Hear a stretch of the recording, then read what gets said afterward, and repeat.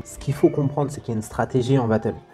Et ça, il y a trop de personnes qui pensent qu'il suffit juste de bien savoir danser pour gagner. Mais non, grave pas. Et vient un niveau où la technique ne suffit pas. Où il y a un espèce de plafond de verre, lorsque tu atteins un certain niveau dans ta danse, où il ne s'agit pas juste d'avoir plus de mouvements que l'autre. Mais il y a tout un truc super intéressant à explorer et à exploiter dans un battle, qui en fait une petite partie d'échec à part entière.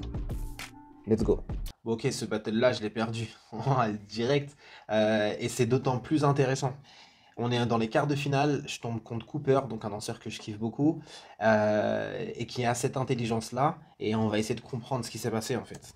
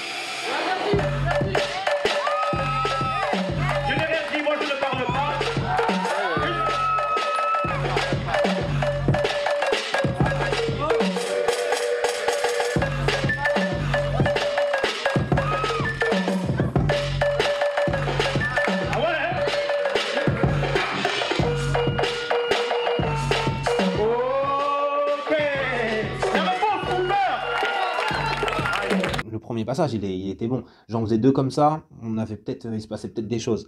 Par contre, encore une fois, trop pressé dans mes changements. Ça changeait trop vite en fait. Et si tu regardes, enfin si tu me connais et que tu regardes chaque délire sur lequel je suis passé, j'aurais pu y rester, tu vois.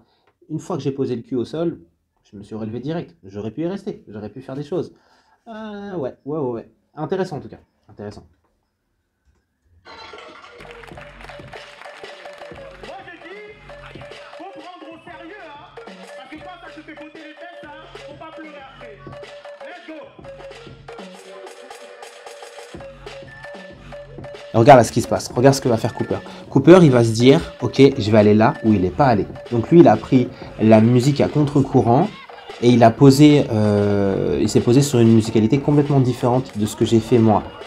Et ça, c'est intéressant parce qu'il a montré un certain calme, une certaine maîtrise, et qu'il l'ait ou qu'il l'ait pas. En fait, il a osé la montrer et du coup, ça marque des points. Là, il a tenu, c'est simple. Il a pris son délire.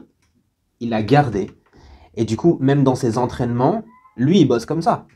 Ça se voit, tu vois. Ça se voit que ça peut se poser des longues minutes sur un délire et le garder. Et donc, du coup, il connaît déjà tous ses chemins quand il arrive en battle. Il découvre pas. C'est pas de la sérendipité. Il n'est pas en train de dire « Waouh, en fait, je savais pas que je pouvais aller là ». Non, il n'y a pas un énorme courage par rapport à ça. Mais c'est en amont qu'il a été intelligent. Parce que dans sa manière de travailler son mouvement, il a tenu longtemps, si bien que qui peut le plus peut le moins. Si le gars il est capable de tenir 10 minutes son mouvement, bah, il sera capable de le tenir 15 secondes de plus en battle. Et ça montre encore une fois une certaine maturité. Et moi ça me plaît.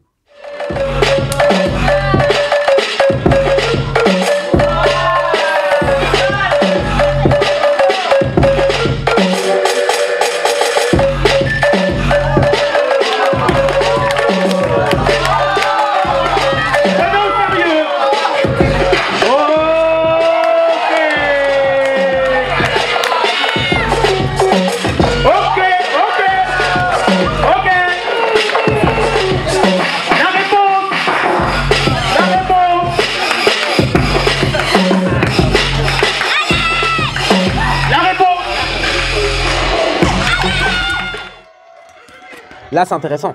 Là, c'est très intéressant. Alors, mon deuxième passage, moi, je considère que je l'ai foiré parce que je me suis déconcentré. En fait, j'ai tenté un truc. Bah, alors, pour le coup, j'ai été audacieux. Je l'ai tenté et il est passé. Pas complètement, mais ça suffisait clairement. Je l'avais jamais fait de ma life celui-là, donc c'était vraiment de l'instant. C'est, toi, je vais te sauter dessus, mon gars. Mais le truc, c'est que derrière, ça m'a déconcentré.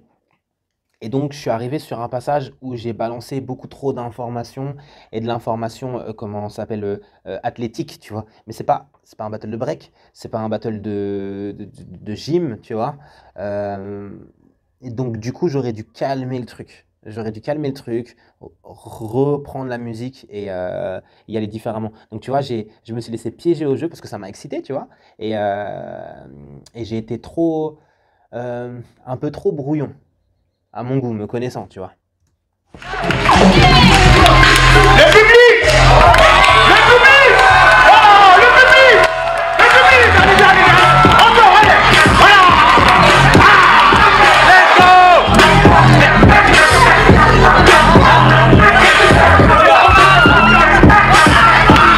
Ah, quand je vois ça, ça m'excite.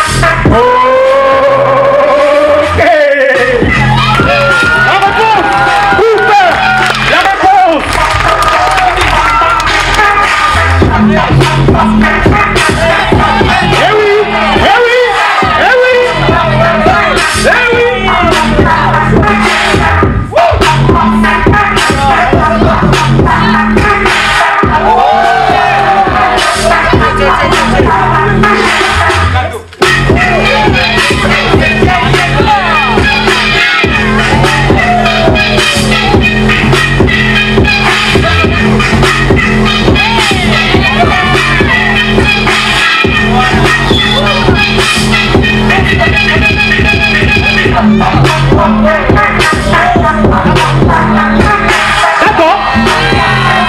Je te comprends aussi. Je comprends.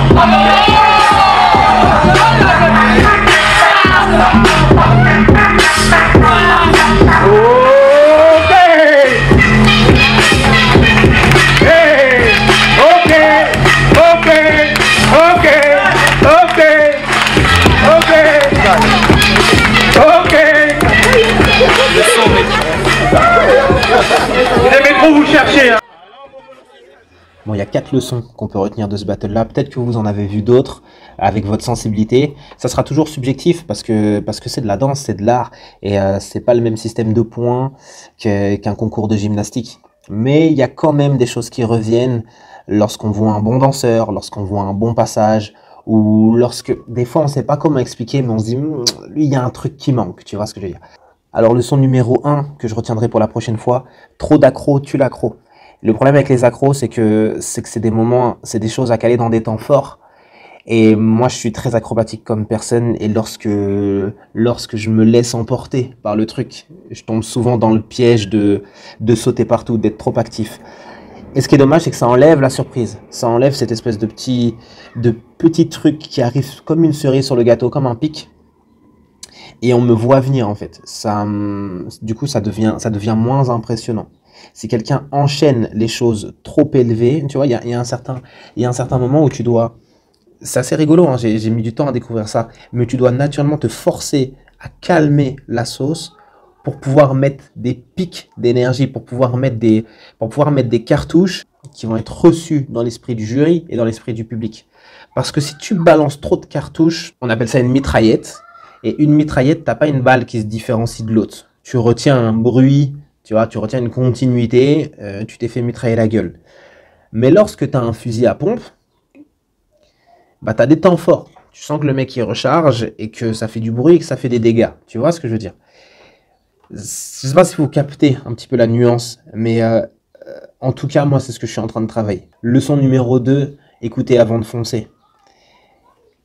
Je suis trop brut, je suis beaucoup trop brut, j'ai trop le sang chaud et Ça me fait du bien de comprendre et c'est comme ça que j'ai gagné mes derniers battles, c'est en prenant le temps d'écouter en fait la musique, de pas foncer direct et d'essayer d'avoir une lecture musicale qui soit mature, qui soit pas juste de premier degré, qui soit pas juste de façade, mais vraiment d'aller autant chercher des subtilités ou bien comprendre la structure de la musique, prendre le temps de l'écouter, pas foncer comme un ouf, écouter cette structure-là et décider de ce que j'en fais. Tu vois, une fois que tu sais comment fonctionne la musique, tu peux décider de te laisser contrôler et d'être vraiment le bras armé de la musique, ou bien tu peux décider de la contrôler et de temps en temps en sortir. Par exemple, Cooper l'a très bien fait à certains moments du battle. Ah, leçon numéro 3, tenir le concept. Tenir ton délire, tiens ton délire. Et ça me fait du bien de le voir en vidéo, de voir en fait que là encore, j'ai été trop pressé. J'étais trop pressé en fait. Je pars sur un concept et je le lâche trop vite. Cooper, lui, l'a tenu.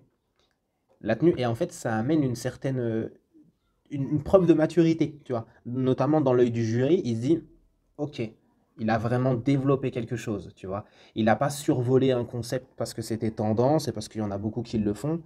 Non, il en a fait le sien. Et du coup, ça amène une espèce d'histoire et tu as envie de suivre cette histoire parce que tu comprends, tu vois. Si quelqu'un s'amuse à faire des ficelles et qu'il les tient, eh ben, tu comprends où il veut venir. Mais si il passe direct du coq à l'âne tout le temps, eh ben, on revient à cette espèce de mitraillette, tu vois. Du coup, ça se fond trop. Trop d'infos tue l'info. Dernière leçon, alors celle-là, elle est belle, c'est de trouver un moyen d'engager le public quand t'as pas ta team avec toi.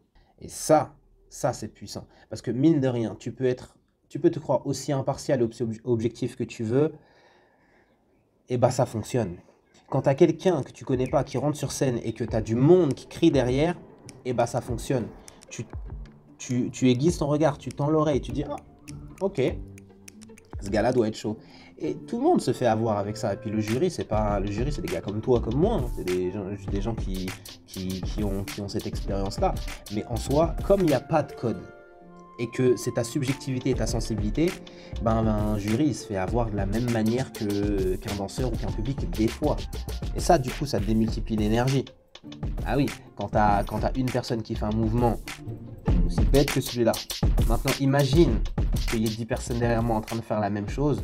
Tout à coup, je puise ma force dans ce groupe-là, tu vois, et ça influence, ça amène une énergie dans la salle qui est complètement différente. Ça, c'est ce que j'aurais pu faire en comprenant ce qui se passait en face, tu vois, en étant stratégique, j'aurais pu me dire, ah ouais, attends, là, ça team.